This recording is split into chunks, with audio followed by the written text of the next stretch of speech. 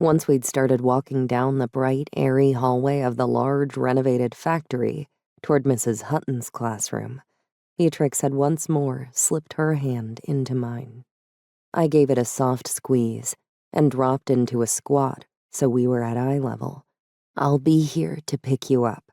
I'll be early enough to come up to the front entrance, and I'll wait for you by the water feature on the left side of the doors."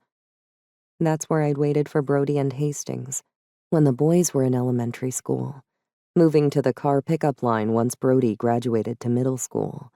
I'd seen how reassured they were to find me in the same spot each day, and Beatrix needed that same reassurance, the same continuity, if she was ever going to feel safe again. Beatrix nibbled her lip as she studied the kids through the classroom's broad, double-paned window. There were 11 children, 6 girls, and 5 boys, all in paint-smattered smocks. A couple of the girls, one with bright ginger hair held back in a thick, bushy ponytail, and a silky blonde-haired girl with kind, soft blue eyes, smiled at Beatrix through the glass.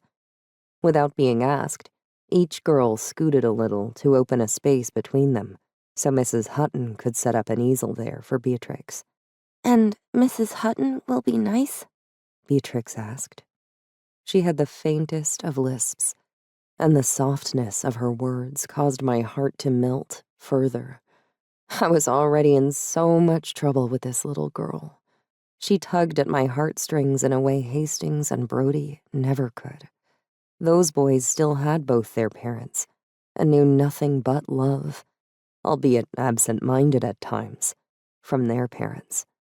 Beatrix's circumstances were much more like my own, and I wanted to do everything in my power to make sure she had the opportunity to succeed, despite those terrible losses and deep challenges. I just hoped her uncle felt the same way.